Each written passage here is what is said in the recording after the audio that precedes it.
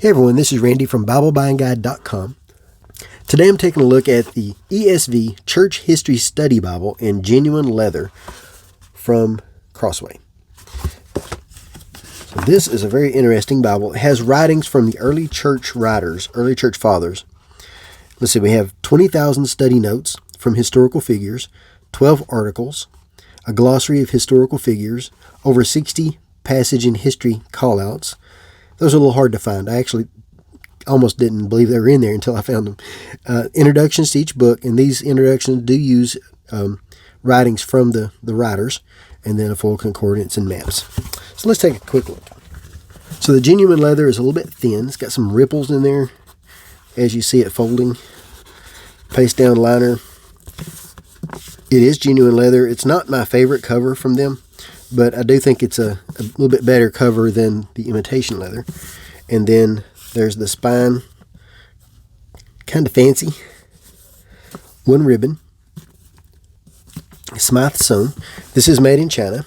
In the back it shows a colophon with some information about typesetting and all this. It does use Lexicon and Gotham typefaces. The Lexicon is for the text and Gotham for the notes, I think. And then the paper is thin opaque, 30 GSM, Smythe sewn, printed and bound by R.R. Donnelly and Sons. So let's take a quick look at the content. The 30 GSM paper could be a little bit more opaque, but it's not terrible. There's the information there. And it does include an introduction showing how the Bible works and all of its information. Contributors. Then the standard ESV preface. So far I haven't had much trouble turning the pages. The paper is just rough enough that I can grab it and turn.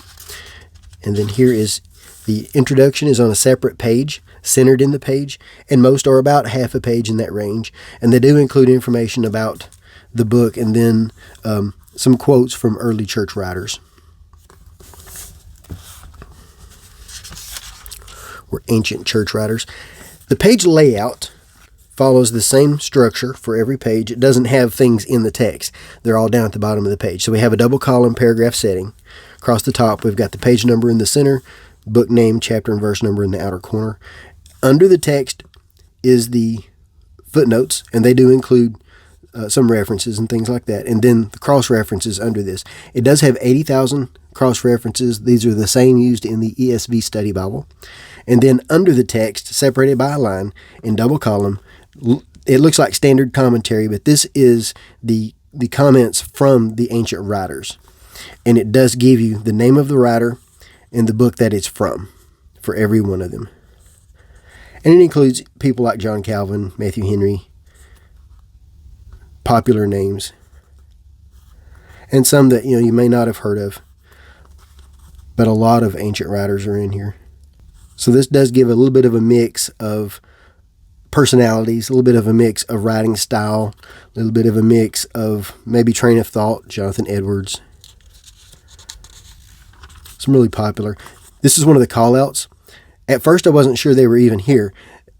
They blend with the text and it's kind of hard to see, but they're small and they just give you a little bit of information. They're not labeled with a name like I expected them to be. The commentary is well written. The commentary does give a good overview of what that person thought. And some are not necessarily very deeply theological focused. There's a lot of them that are has a little bit more of a devotional quality. The text is not line matched. Has about 8 to 9 words per line. 9-point font. It does have plenty of space between the lines, so it is comfortable to read. And where the show through you'll see mostly is where it's not line matched. It's not terrible though. It's not bad at all. You mostly see it in where the line is not matched on the other side of the page or in the poetic setting. There's the poetry. But the text is clean. I do like reading this text a lot. It is clean. It is a black letter text. Black letter edition. There's quite a bit of commentary here, 20,000 notes, and they're detailed enough. It does provide enough information.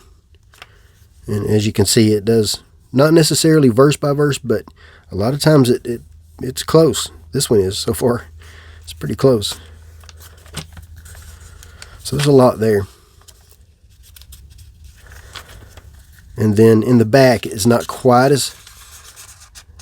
a whole lot of information back here. So here's all the information in the back. So it's not, big, lots of articles or anything, but we do have the creeds: Apostles' Creed,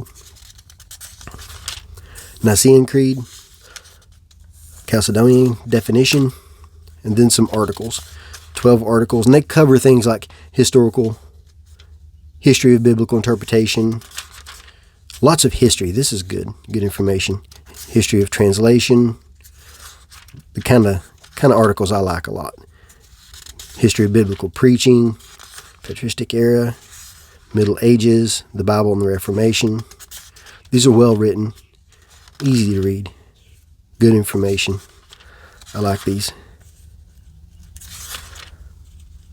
I don't necessarily think that I need to carry them around with me, but I do like them. I do like having access to them. A table of weights and measures, and it includes the biblical unit, approximate American metric equivalents, and then the biblical equivalent. This information is also found in the footnotes. Then a reading plan. Now the reading plan covers 4 different locations for each day. So every day you have one reading is Psalms and wisdom literature. The second reading is the Pentateuch and history of Israel. Then we have Chronicles and Prophets, and then we have Gospels and Epistles. And that's every day you have 4 different readings. If you're the kind that likes to read from multiple places, I think you would like this reading plan.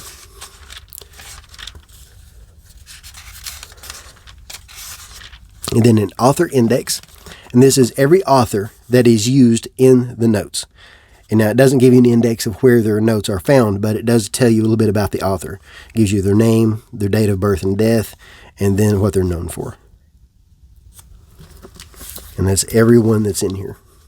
So there's basically a list of all the authors.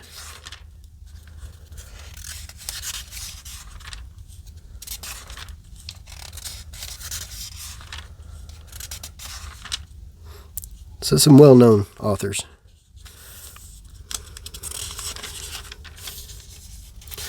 And then also some other writings like the Geneva Bible, Westminster Annotations. So it's not just authors, but it's also other sources. That's a good index. I like that. Then the concordance. So there's what we have for God all the way through here. Quite a bit. There's a lot in there. That's a good study. That's a good concordance for a study and for sermon prep. And then the standard maps. And this is on the matte finished paper, but it's the thick paper. That's the standard ESV maps. 15. And that is it. Let's take a look at the size and weight. The overall size, 6.5 by 9.5 roughly by 1 and almost 3/4. And it weighs 2 pounds 15 ounces. So let's do a few comparisons. There are a couple of Bibles that I'd like to compare to. The Ancient Faith Study Bible. This is a CSB from Holman. And it is very similar. It has writings from the same authors. A little bit bigger. Touch thicker. A little bit larger Bible. But it has a larger font. Now this has the yellow paper that you're going to find in the journaling editions. And the purpose of that is so that it can look ancient. And this also has, if I can find here, book introductions.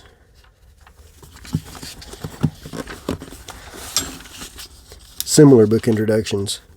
And then there's the layout with the text down here. And now this one gives you the name of the writer first and then the note. This is also a black letter edition, and it's got quite a few more articles, I think. So here's how the two compare. A little bit larger font.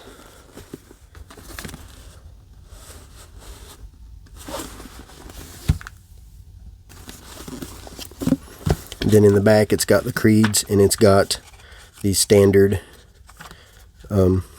concordance and maps, and then it also has a biographical index, and then there's some creeds. It also has some notes that are rebuttals to some of the ancient doctrines. And throughout the Bible, it will also give you some biographies. So it goes into a little bit more detail in some of the writers. Next is the New King James Ancient Modern Bible. Now this one does something similar. It has writings from the ancient writers, but it also has writings from modern writers. So this one is basically the journaling Bible. If you're familiar with the New King James Journaling Bible, that's what this is. They've taken that journaling Bible and added notes to the margins, like this. And then it also has some biographies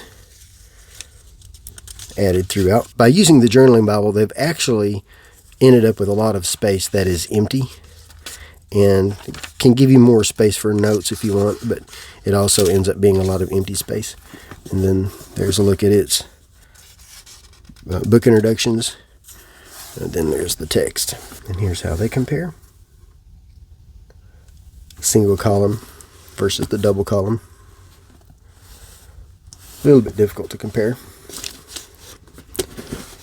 but not terrible. And then the Ancient Modern Bible also adds a couple of things. It has the articles, and it has more doctrinal focused articles. And then it also includes a little bit of history, and then the creeds. There's some articles. In the back is some artwork from ancient church history. From church history. So there's quite a bit back there. And then maps. Quite a bit of articles and things. So that's my quick look at the Church History Study Bible. It is a very interesting study Bible. It has a lot of writers, a lot of commentary on the text. So 20,000 notes. It gives you quite a bit to study. Just like any study Bible, always just use it for reference and do your own study. I never put a blanket approval on anything. But I know everyone understands that. Just doesn't hurt to say it every now and then. And then, yeah, this is a good study Bible. If you're interested in church history, if you're interested in what the early church fathers wrote, you'll find a lot of that in here. There's enough in here to make this Bible worth having. This would be a good addition to your library. I'll place links in the notes to the written review at BibleBuyingGuide.com with more information. Also links so that you can make a purchase if you're interested. And Crossway did provide this in exchange for an honest review. And if you have any questions, let me know. Thanks.